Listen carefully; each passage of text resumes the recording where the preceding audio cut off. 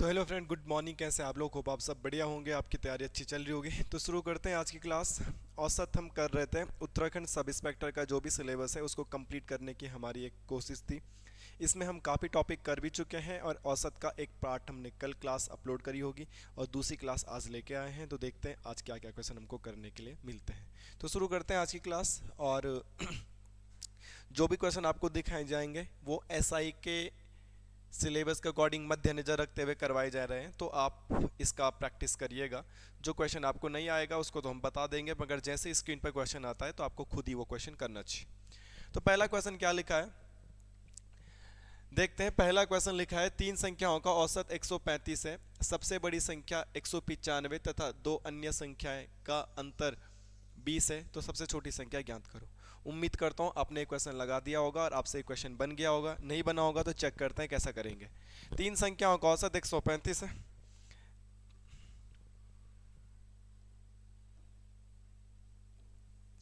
तीन संख्या है उनका औसत 135 आपको दे रखा है। टोटल निकाले देखते हैं। 3 5 जा 15,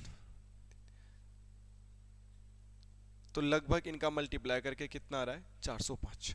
3 की मल्टीप्लाई 135 से करी तो लगभग कितना आ रहा है 405। ये तो हो गया टोटल। फिर बोल रहा सबसे बड़ी संख्या 195 है, तीन में से तीनों का टोटल 405 है और इसमें से 195 को माइनस कर देते हैं क्योंकि 195 सबसे बड़ी संख्या है।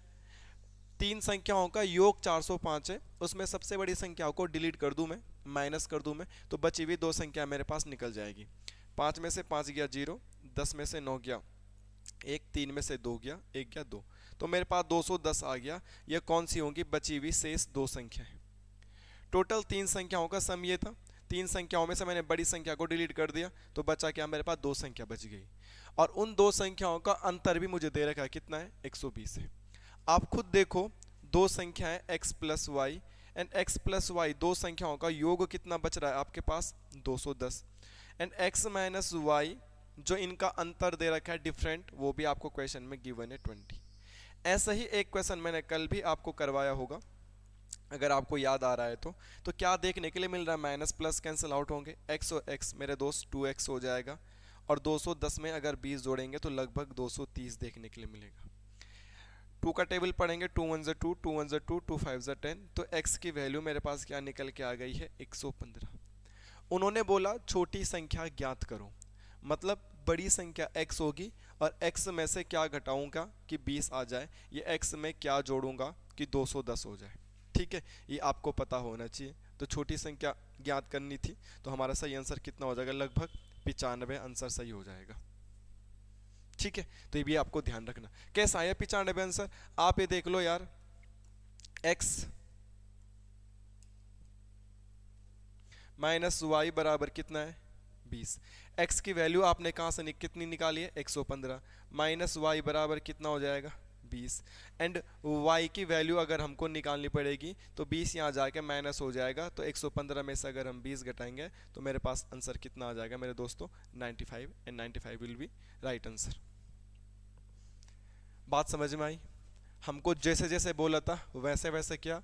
बाकी मेरे को ये देखने के लिए मिला x प्लस वाई कितना आ रहा था दो संख्याओं का, x माइनस वाई यहाँ पे दे रखा था, माइनस प्लस कैंसिल आउट हो जाते, x और x 2x, इन दोनों को जोड़ के कितना आया 230। x की वैल्यू निकल गई है। बाकी इस इक्वेशन में रख के आप y की वैल्यू भी निकाल सकते हैं, छोटा नंबर भी निकाल सकते हैं। आगे चलते हैं, नेक्स्ट क्वेश्चन देखेंगे। ऐसा क्वेश्चन भी एक आपको कल करवाया गया था, अगर आपने कल प्रैक्टिस करी होगी तो आज वाले क्वेश्चन आपसे इजीली लग जाएंगे, इजीली बन जाएंगे। क्वेश्चन क्या लिखा है मेरे दोस्त, तीन संख्याओं का औसत 40 है, प्रथम संख्या दूसरी संख्या के दो गुनी, दूसरी संख्या तीसरी संख्या के तीन गुनी है। Firstly we have three number, और मेरे को ये पता है कि जो पहली संख्या वो दूसरी संख्या का दो गुना है, ये इसका दो गुना है, और जो दूसरी संख्या वो तीसरी संख्या की तीन गुनी है। इससे पता चलता है सबसे छोटा नंबर ये है, और मैंने आपको यही सिखा रखा है जब गुना गुना वाले क्वेश्चन आएंगे तो आप पहले ये पता कर लो कि सबसे छोटा नंबर है कौन।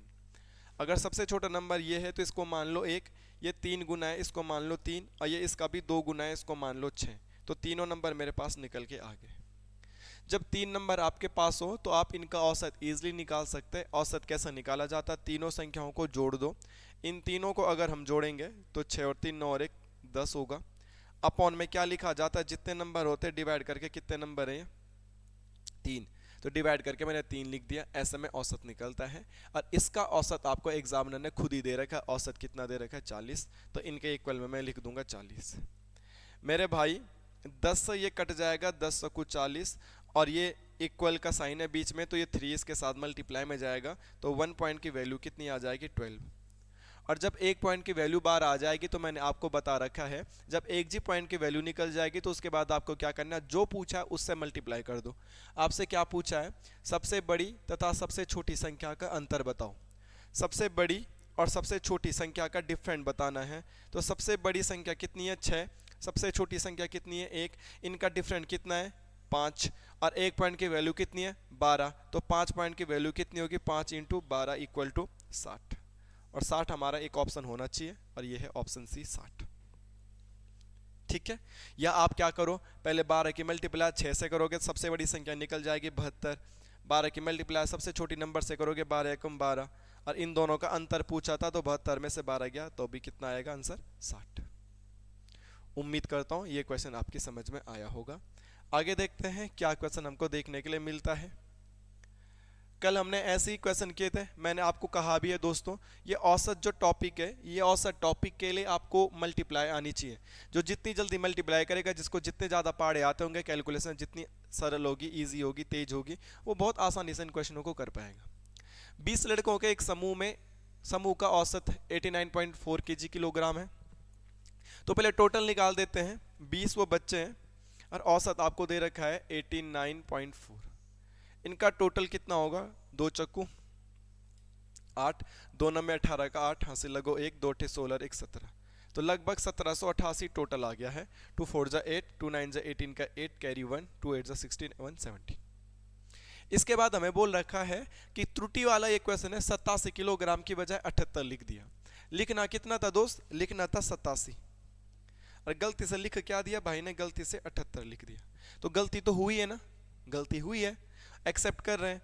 तो गलती कितनी गलती करी, देख लिखना 87 था, मतलब ज्यादा लिखना था, और लिखा कितना उन्होंने 78, 78 और 10 88, लगभग गलती कितनी की हुई है 9 की। और गलती भी कैसी हुई है, कम। अबे लिखना 87 था और लिख कितना दिया 78, तो मतलब कितना कम लिख दिया भाई, 9 यूनिट कम लिख दिया, तो 9 पॉइंट उसके कम हो गए होंगे। तो असली में भी क्या हो गए होंगे 9 पॉइंट कम, क्योंकि जहां पे 87 लिखना था वहां पे तो 78 लिख दिया, तो 9 पॉइंट तो कम हो गए। तो इसके 9 पॉइंट इसी को दे देते हैं ना। टोटल तो ये है, जब यहाँ पे 87 की जगह 78 लिख दिया तो 9 पॉइंट कम लिख दिए होंगे, तो मतलब जो टोटल हमारा आंसर आया इसमें भी 9 पॉइंट की क्या होगी, कमी होगी। तो इसके 9 पॉइंट इसको दे देते हैं, क्योंकि उन्होंने तो गलती से 9 पॉइंट कम लिख दिए, तो वापस इसके 9 पॉइंट इसको दे देते हैं। 8 8 16 1 17 का 7, हासिल लगो 1, 8 और 1 9, 17 का 17। तो सही आंसर क्या होगा, 1797 टोटल होना चाहिए था, मगर उन्होंने 9 की गलती कर दी थी, तो इसीलिए वो कितना हो रहा था 1788। अब बोल रहा सही औसत या सही औसत वजन बताओ, तो टोटल कितना हो गया आपके पास 1797, एंड टोटल कितने लोग हैं वो 20, तो 1797 20, यही हमारा क्या आ जाएगा, आंसर आ जाएगा। 20 का पारा जिसको पढ़ना आएगा, इनमें से एक सुटेबल आंसर आ जाएगा। कोशिश करते हैं 20 का पारा पढ़ने की। तो 20 का पारा सबसे पहले इसमें पढ़ेंगे, तो 20 8 160, बचेगा कितना 170 190, 19 बच जाएगा, और उसमें फिर 7 जोड़ेंगे, तो 20 का पारा 9 बार चले जाएगा, तो 20 नम्मा 188, तो ऐसा 3 ऑप्शन है, आगे भी करना पड़ेगा। 20 नम्मा 180, और बचेगा कितना फिर 197 बच गया था, 180, फिर बचेगा 17, फिर 0 लगाएंगे इसके पीछे पॉइंट लगा के, तो फिर 20 का पड़ा पढ़ेंगे, तो 20 8 160, ऐसा कोई ऑप्शन है 89.8, तो 89.8 ये वाला ऑप्शन जा रहा, तो यही सही आंसर हो जाएगा। ठीक है, आगे करने की जरूरत नहीं, अगर आगे कर लो आप 5 भी आ जाएगा पक्का 100%। आप पारा पढ़ के देख लेना 20 का, आगे करना ही क्यों है। 8 9 8 9 देखा मैंने, मैं तो पहले देख रहा था 8 9 एक ही ऑप्शन में हो, अगर एक ही ऑप्शन में होता तो आगे भी नहीं करते। यही स्मार्ट अप्रोच होती है, पूरे नंबर तभी मिलेंगे, टिक मार दो आप, कौन से क्वेश्चन करने के नंबर मिलेंगे। फिर मैंने 9 देखा, तो 9 भी 3 ऑप्शनों में था, फिर मैंने 8 देखा आगे, तो इसके बाद कोई ऑप्शन था ही नहीं, 8 यही ऑप्शन है 8 वाला, तो यही होगा सही आंसर, आगे करने की कोई आवश्यकता नहीं है। आप भी एग्जाम हॉल में ऐसे ही करेंगे। अगला क्वेश्चन है, ये क्वेश्चन हिंदी में प्रिंटेड नहीं है, तो हिंदी में मैं इस क्वेश्चन को बता देता हूं। A batsman has a certain average of runs is 11 innings. एक बल्लेबाज का 11 पारियों में कुछ औसत है। एक बल्लेबाज का बैट्समैन का 11 पारियों का कुछ औसत है, हमें नहीं पता। 11 पारियों का कुछ औसत है, हमें नहीं पता वो कितना है। यदि वह 12वीं पारी में 90 रन बनाता है, यदि वह 12वीं पारी में 90 रन बनाता है, यदि वह 12वीं पारी में 90 रन बनाता है, तो उसका औसत डिक्रीज होता था 5। तो जो भी उसका पुराना औसत था ना, उससे उसका औसत क्या हो जाता है, -5 हो जाता है। तो बता रखा है कि उसका नया औसत बताओ या हिस एवरेज आफ्टर 12th इनिंग, वो बताना है। एक बल्लेबाज का 11 पारियों में कुछ औसत था, वो 12वीं पारी में 90 रन बनाता है, जिसकी वजह से उसका औसत -5 हो जाता है। तो उसका 12वीं पारी के बाद औसत क्या होगा, या 12वीं पारी या नया औसत उसका क्या होगा। नया या पुराना औसत कुछ भी पूछा जा सकता है आपको, एक ही तरीका होगा क्वेश्चन को करने का। ठीक है, हम मान लेते हैं हमें औसत पता नहीं है, तो माना 11 पारी उसने खेल दी, माना 11 पारियों का जो औसत होगा, 11 पारी का जो औसत होगा वो कितना हो जाएगा मेरे दोस्तों, x हो जाएगा। ठीक है, 11 पारी का औसत x है, तो टोटल कितने रन बने भाई, 11x। अगर एक पारी में 10 रन बनाता वो, तो 11 पारी में 11 10 के 110 करता मैं। अगर एक पारी में कोई 20 रन बना रहा है, तो 2 पारियों में 20 दूनी 40 करता। हमने उसका औसत ही कितना लिया है, x। तो 11 पारी में टोटल कितने रन बने, 11x, प्लस 12वीं पारी में उसने कितने रन बना दिए, 90। तो ये तो हो गया 12 पारी के रन।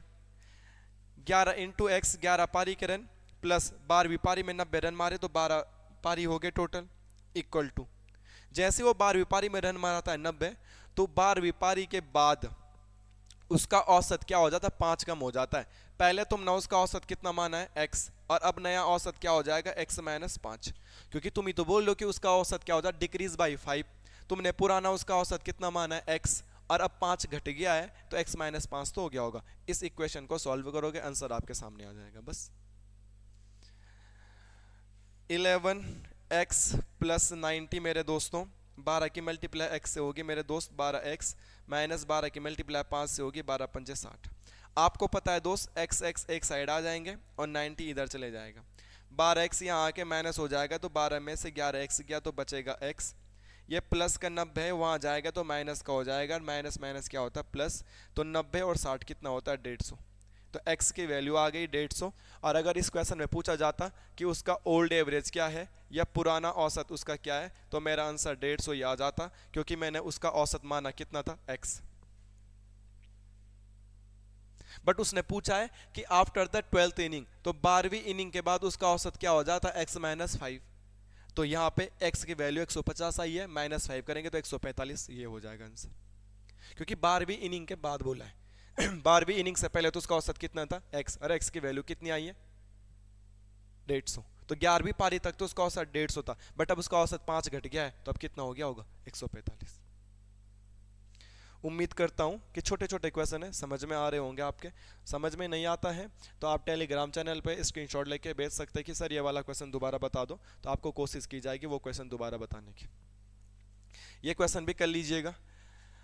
क्या बोल रहे हैं इस क्वेश्चन में, the average of 11 players of A cricket team is increase by 2 month. 11 खिलाड़ियों की औसत आयु 2 महीने बढ़ जाती है। 11 खिलाड़ियों की औसत आयु 2 महीने बढ़ जाती, की औसत आयु 2 महीने बढ़ जाती है, 2 महीने बढ़ जाती है। और कब बढ़ती है, जब टू देम एज 18 साल और 20 साल का लड़का चले जाता है और उनको रिप्लेस कर देते हैं, उनकी जगह 2 नए बॉयज आ जाते हैं।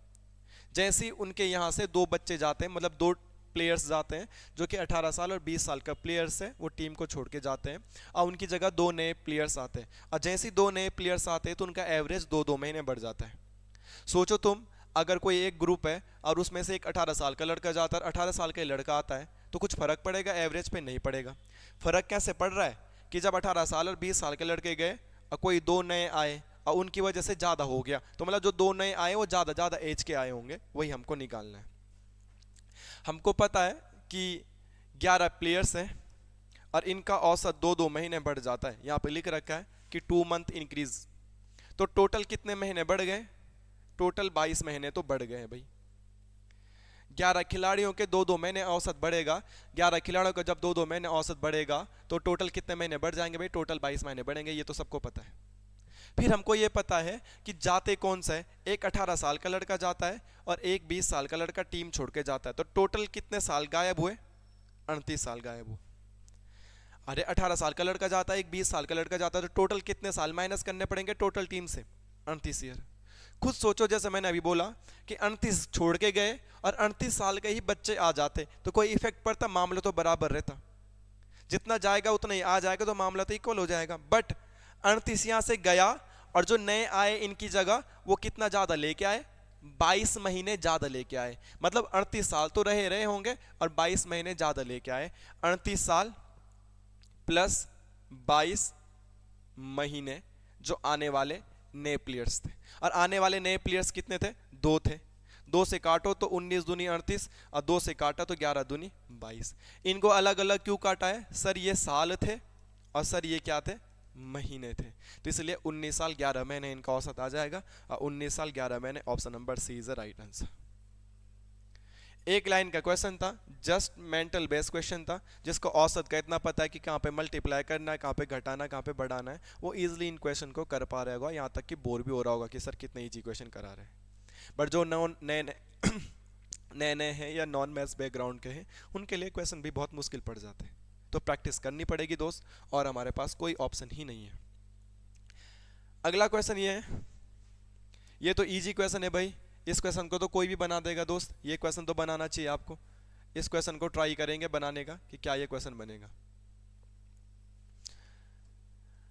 नाव में बैठे 5 व्यक्तियों का औसत वजन 38 किलोग्राम है, नाव तथा नाव में बैठे व्यक्तियों का औसत वजन 52 किलोग्राम है, तो नाव का वेट बताना। इसको तो हर कोई कर देगा भाई, 5 लोग बैठे हैं, इनका एवरेज 38 है, टोटल निकाल देते हैं, 5 अट्ठे 40 का शून्य, यहाँ से लगो 4, 5 दिया 15 और 4 19। जब नाव और नाव के साथ नाव में बैठे लोग, तो नाव में 5 लोग बैठे और एक और नाव उनके साथ ऐड होगी, तो टोटल कितने यूनिट हो गई, 6। 5 लोग थे, अब उनके साथ नाव भी ऐड करना है, देन औसत इंक्रीज हो जाता है, अब औसत कितना हो गया है 52, तो 6 दूनी 12 का 2, हासिल लगो 1, 6 पंचे 30 और 1 31, अभी टोटल कितना हो गया है 312। बिना नाव के कितना था 190, और जैसे ही हमने नाव ऐड किया तो कितना हो गया 312, तो जो ज्यादा हुआ है किसकी वजह से हुआ है, नाव की वजह से। कितना ज्यादा हुआ है भाई, 2 में से 0 गया 2, 11 में से 9 गया तो 2, और 2 में से गया 122 लगभग, और 122 है राइट आंसर।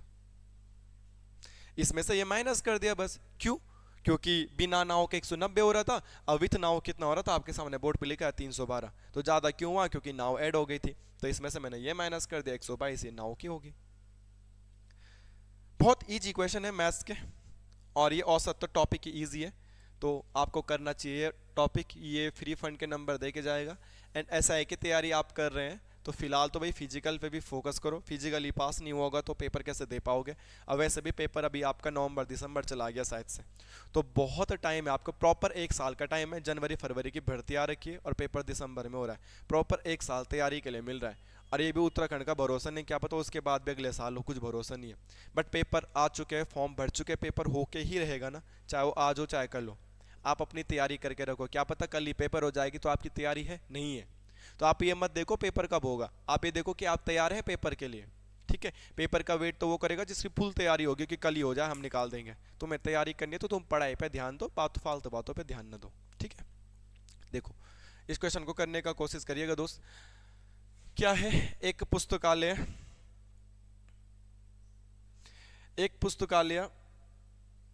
में आने वाले सैलानियों की औसत संख्या रविवार को 510 तथा अन्य दिनों में 240 है, 30 दिनों के माह में रविवार को प्रारंभ होता है, तो औसत सैलानियों की संख्या बतानी टोटल महीने की, ठीक है। संडे की भी दे रखी है, अदर डे की भी दे रखी है, आपको पूरे महीने की एक साथ बतानी है। बहुत साधारण सा क्वेश्चन है, बट जिसने क्वेश्चन को पढ़ने में थोड़ा सा मिस्टेक करा होगा वो नहीं कर पाएगा। आपको बता रखा है कि जो महीना ही रविवार से शुरू हो रहा है, और जब कोई भी महीना जिस दिन से शुरू होता है ना, वो उस महीने में 5 बार आ जाता है, ध्यान रखना। 30 दिन का महीना बता रखा है इसमें, तो हम नॉर्मली सोचते हैं कि 4 संडे आते हैं, ठीक है, मगर आप गूगल करके या आप कैलेंडर देखो, उस महीने को चेक करना जिसमें पहला दिन ही संडे हो, तो उसमें 5 संडे होंगे। महीने का जो भी पहला दिन होता है वो 5 बार आ जाता है, क्योंकि 7 चौको 28, 29, 30, 31, तो 3 दिन ऐसे होते जो 5-5 बार आएंगे। ये 30 महीने का दिन, ये दो ऐसे दिन होंगे जो 5-5 बार आएंगे। तो यहाँ पे संडे से दिन सॉरी महीना शुरू हो रहा था, तो इस मतलब इस महीने में कितने संडे आने वाले हैं? 5 संडे आने वाले हैं। 5 संडे को टोटल कितने सैलानी आ रहे हैं? संडे संडे को कितने आ रहे हैं? 510। तो टोटल संडे को कितने आते हैं? 5 को 5, 5 पंजे 25। तो ये संडे को आने वाले टूरिस्टर हैं। संडे को आने वाले टूरिस्टों की संख्या होगी 2550। टोटल 30 दिन का महीना है, 5 तो संडे ही हो गए, तो बचे कितने दिन? 25 दिन। अरे टोटल 30 दिन थे, 5 दिन तो संडे ही हो गए, बचे कितने दिन? 25 दिन। अब बाकी दिनों का औसत कितना है? 240। 0 का 0, 25 चक्कू 100 का शून्य, हासिल लगो 10, 25 दूनी 50 और 10 60। तो टोटल कितना आ रहा है इनका? 6000। संडे का टोटल कितने टूरिस्टर आए? 2550। और टोटल बाकी दिनों में कितने टूरिस्टर आए? 6000। तो टोटल कितने टूरिस्टर हो गए ये देख लेते हैं हम। 0 का 0, 5 0 का 5, 5 0 का 5 और 6 और 2 8। तो टोटल कितने टूरिस्टर आ गए? 8550। संडे को कितने आए थे? संडे को 2550, और 25 दिनों के टोटल टूरिस्टर कितने हो गए? 6000। तो टोटल कितने टूरिस्टर हो गए हमारे पास? 8550। और बोला पूरे महीने का एक साथ निकालो। अब पूरे महीने में दिन कितने होते हैं? 30। तो बस 0 से 0 कट जाएगा। अब जिसको 3 का पहाड़ा पढ़ना आता होगा 855 में वो सही आंसर निकाल देगा। यहाँ से कैसे निकालेंगे? ट्राई करेंगे। सबसे पहले 3 का पहाड़ा पढ़ेंगे, 3 दूनी 6, बचेगा कितना? 2, वो 25 हो जाएगा। तो 3 अठे 24। ऐसा कोई ऑप्शन है जो 28 से शुरू हो रहा होगा? तो ये है, आगे करने की कोई ज़रूरत ही नहीं है। 285 सही आंसर होगा। 2 अठे 24, एक बचेगा, 2 पंजे 10, तो आएगा लास्ट में तो 5 ही आएगा। बट आपको करने की कोई आवश्यकता नहीं है, आप ऑप्शन के साथ खेलिए, ठीक है। ऐसे चीज़ों को करोगे, ऐसे छोटी छोटी चीज़ों को आप अडॉप्ट करोगे तो बहुत अच्छा स्कोर आप कर पाओगे। पेपर में 10, अगर आपने 75 क्वेश्चनों में 10-10 सेकेंड भी बचाए, 75 क्वेश्चनों में आपने 2-2 सेकंड भी बचाए, तो आपको 150 सेकंड बचा दिया आपने, मतलब 2-2.5 मिनट बचा दिया आपने। और 2-2.5 मिनट में आप 1-2 क्वेश्चन और कर लोगे। तो वहाँ पे टाइम की वैल्यू है दोस्त, तो आपको पूरा करने की आवश्यकता नहीं है। क्या पता 2 से 1 ही ऑप्शन होता तो तुरंत आप वही आंसर कर देते। पेपर में आप ऐसा करेंगे, ध्यान रखें। बाकी 885 में 3 का पहाड़ा पढ़ लेना यार, 3 का पहाड़ा तो आता ही होगा। ये बहुत अच्छा क्वेश्चन है भाई, इसको बनाने की कोशिश करें मेरे दोस्त। अगर आप प्रैक्टिस कर रहे हैं प्रॉपरली, और आप इतने दिनों से बोले थे क्लास नहीं आ रही क्लास नहीं आ रही, तो लो भाई इस क्वेश्चन को बनाओ। आप प्रैक्टिस करते हैं कि नहीं करते हैं भगवान जाने। बाकी अगर आप ऑफलाइन पढ़ते तो हम आपको बताते हैं कि पढ़ाई कैसे होती है, करते कैसे, ठीक है। करने की कोशिश करेंगे जल्दी से कि क्या क्या चीज़ कैसे कैसे इसका आंसर आएगा। एक परिवार का पहले 3 माह का औसत मासिक खर्च 2200 है। पहले 3 महीने में वो महीने कितना खर्च करते हैं? 2200 महीने का खर्च करते हैं। तो 3 महीने में उनके परिवार कितना खर्च कर देगा? 22 दिया 6600 तो खर्च कर देगा। अगले 4 महीने में उनके परिवार का औसत खर्च 2550 है। तो अगले 4 महीने में उनका खर्चा हो जाता 2550 महीने का। तो टोटल कितना खर्चा हो जाएगा? 4 पंजे 20, भाई लिख दे, 4 पंजे 20 का शून्य, ये 0 का 0 लगा दिया मैंने। 4 पंजे 20 का शून्य, यहाँ से लगो 2, 4 पंजे 20 और 2 22 का 2, कैरी लगो 2, 4 दूनी 8 और 2 10, तो 10,200 हो जाएगा, ठीक है। 2500 की मल्टीप्लाई कर लेना 2550 की 4 से। अगले 5 महीने का औसत भी बता रखा है, और नेक्स्ट जो 5 मंथ का औसत होगा, नेक्स्ट 5 मंथ का एवरेज दे रखा है उसको 3120। मल्टीप्लाई करेंगे, 0 का तो 0 पहले लिख देता हूँ, और 5 दूनी 10 का शून्य, हासिल लगो 1, 5 को 5 और 1 6, 5 दिया 15, तो 15,600 ये भी निकल के आ जाएगा। 5 2 जा 10 का 0, कैरी 1, 5 1 जा 5 और 1 6 और 5 3 जा 15। तो टोटल उनका परिवार महीने में कितना खर्चा करता है? ये टोटल उन परिवार का क्या हो गया? खर्चा हो गया, क्योंकि खर्चा दे रखा है यार कि पहले 3 महीने का खर्च ही है, अगले 4 महीने का खर्च ही है, अगले 5 महीने का खर्च ही है। तो वो परिवार इतना तो महीने का साल भर में खर्चा ही कर दे रहा है।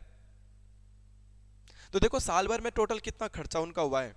0 0 0 तो 0 हो जाएगा, 0 0 0 तो 0 हो जाएगा, 6 और 2 8 और 6 14 का 4, हासिल लगो 1, 5 और 1 6, 11 और 1 12 का 2, हासिल लगो 1 2 और 1 3। तो टोटल उनका खर्चा कितना हो गया भाई 32,400। मैंने सबको जोड़ दिया, 3 महीने का खर्च, 4 महीने का खर्च, 5 महीने का खर्च, पूरे साल भर में इतना खर्चा कर रहे हैं। आगे क्वेश्चन पढ़ोगे यार वो साल के अंत में ना पैसे बचाते भी हैं। अगर तुम्हें घर से पैसा मिल रहा है 1000 रुपये, मतलब तुम्हें घर से जितने भी रुपए मिलते पता नहीं है हमें, बट आप 600 रुपये कोचिंग की फीस देते हो और 400 रुपये आप सेव करते हो, तो मतलब घर से आपको कितने रुपए मिलते होंगे 400 600 1000 रुपये मिलते हैं। तभी तो आप 600 रुपये तो कोचिंग में फीस दे देते हो और 400 रुपये आप बचा लेते हो। इतना तो वो खर्चा ही कर लेता है और 1260 रुपये वो बचाता भी है। वो परिवार साल में 1260 रुपये भी बचा देता है, तो मतलब उस परिवार की टोटल इनकम है कितनी, ये पता लग जाएगी ना। इतना तो वो खर्चा ही कर देता है और इतने रुपए वो बचाता भी है, तो मतलब टोटल तो ज्यादा होगा ना उसके पास। देखो 600 रुपये तो तुमने खर्चा ही कर दिया और 400 रुपये तुमने बचा भी दिया, तो तुम्हारी इनकम कितनी है 1000 रुपये। तो 32,400 तो उन्होंने खर्चा कर दिया था और 1260 उन्होंने लास्ट में बचा भी दिया है। 1260 उन्होंने लास्ट में बचा भी दिया है, या एग्जामिनर ने यहाँ पे दे रखा है। तो टोटल उनकी इनकम कितनी होगी इसको देखने की कोशिश करते हैं। 0 0 0 6 6 4 2 6 2 और 1 3 3। तो टोटल उनकी इनकम कितनी है 3 3 6 6 0। ये टोटल उनकी इनकम निकल के आ गई है। और अब बोला है कि प्रत्येक माह की औसत आयु बताओ।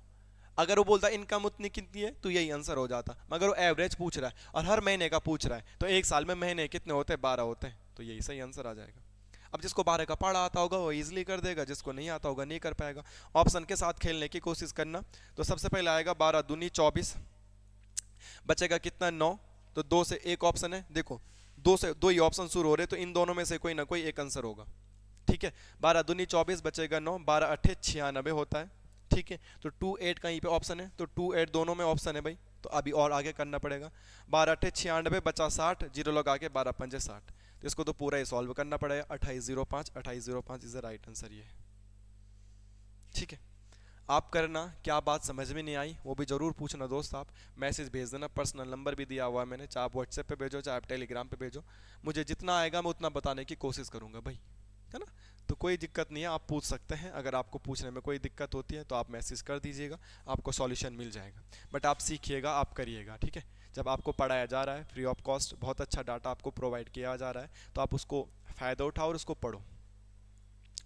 4 संख्याओं में प्रथम 3 संख्याओं का औसत 15 है। बड़ा अच्छा क्वेश्चन है भाई ये। अंतिम 3 संख्याओं का औसत 16 है, यदि अंतिम संख्या 19 है तो प्रथम संख्या ज्ञात करो। 4 संख्या है, इन 4 संख्याओं को मान लेता हूं मैं A B C D, ये 4 संख्या है।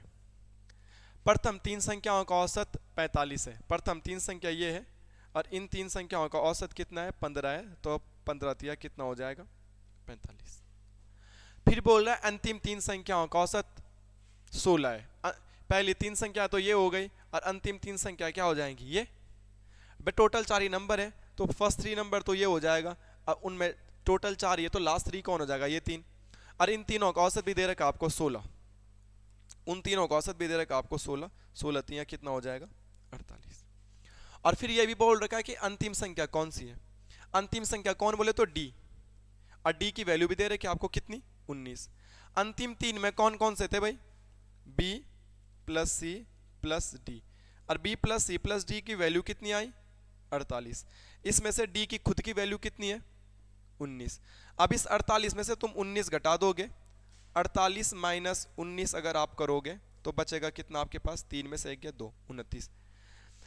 A B C D 48 था और उसमें से मैंने D घटा दिया 19, 48 में से मैं 19 घटा दूंगा तो मेरे पास क्या बच गया B और C, और B और C की वैल्यू कितनी आई, B प्लस C की वैल्यू कितनी आ गई 29। जल्दी तो नहीं बता दिया, आप दोबारा देख सकते हैं। A B C की वैल्यू 3 की वैल्यू कितनी दे रखी थी 15 औसत, तो 15 तिया 45 हो गया। B C D अंतिम लास्ट 3 की दे रखी थी B C D की वैल्यू 16, तो 16 तिया हो गया 48। इसमें अंतिम नंबर भी दे रखा 19, D 19 है, मैंने टोटल में से 19 घटा दिया तो बचा 29, और जब 19 को हटा D को हटा दिया तो बचा क्या B और C की वैल्यू कितनी निकल गई 29। हमें B और C की वैल्यू भी नहीं चाहिए भाई, मुझे प्रथम संख्या की वैल्यू चाहिए। प्रथम संख्या बोले तो A, और आपने अभी देखा होगा A plus B plus C की वैल्यू आपने कितनी निकाली है, प्रथम 3 संख्याओं की value A plus B plus C की वैल्यू आपने कितनी निकाली है 45। तो a प्लस बी प्लस सी 45 है, और b और c की वैल्यू कितनी निकाली अभी आपने 29। तो इसमें से a प्लस बी प्लस सी में से b और c माइनस कर देंगे तो बचेगा क्या मेरे पास a, और a ही पूछा था मुझे, तो सही आंसर क्या हो जाएगा 16। देखना इस क्वेश्चन को दोबारा स्लो मोशन में, अगर समझ में नहीं आएगा तो फिर देखना कि क्या जल्दी क्या, अगर जल्दी कर दिया होगा तो माफी चाहता हूँ, वैसे जल्दी तो किया नहीं है। ठीक है, तो इतने ही क्वेश्चन थे आज, मिलते हैं नेक्स्ट क्लास में। 10-12 क्वेश्चनों की तैयारी हमने आज करी होगी। जो भी क्वेश्चन आपको करवाए जा रहे हैं वो बिल्कुल SI के मद्देनजर रखते हुए कराए जा रहे हैं। किसी बच्चे को कोई प्रॉब्लम होगी तो आप कहीं और से भी सीख सकते हैं, भाई मैथ्स ऐसी कोई प्रॉब्लम नहीं है। अरे ऐसा तो है नहीं कि आप पढ़ते नहीं होंगे ऑनलाइन ऑफलाइन क्लास और टीचर लोगों से, आप पढ़िएगा, सब बेस्ट है, जहाँ से आपको समझ में आता है वो बेस्ट है। पर मैं बोल रहा हूँ कि 70-75 नंबर की जो भी मैथ्स आएगी वो सारे के सारे मुश्किल क्वेश्चन नहीं आएंगे, सारे हार्ड नहीं होंगे। आप ये ध्यान रखो, आपके पास 15 या 16 टॉपिक है, तो 15×5 = 75 होता है। लगभग एक टॉपिक से कितने नंबर आने वाले हैं, एक टॉपिक से 4 या 5 क्वेश्चन आने वाले हैं। अगर आपको एग्जाम्पल के तौर पे औसत है और औसत से 5 क्वेश्चन बनेंगे, तो आपको लगता है 5 के 5 मुश्किल बनेंगे? नहीं, 5 में से एक क्वेश्चन तो मुश्किल बनेगा। मुश्किल बोले तो जो जिसकी प्रैक्टिस अच्छी होगी उसके लिए बनेगा, और इसमें से 3 क्वेश्चन तो सामान्य बनेंगे, जो इजी क्वेश्चन बनेंगे, एक क्वेश्चन मॉडरेट बनेगा, और एक क्वेश्चन क्या बनेगा, थोड़ा मुश्किल बनेगा। अगर आप मॉडरेट तक भी सीख जाते हो और मुश्किल क्वेश्चन भी छोड़ते हो, तो 15 टॉपिक हो के आपके 15 क्वेश्चन ही छूटने वाले हैं।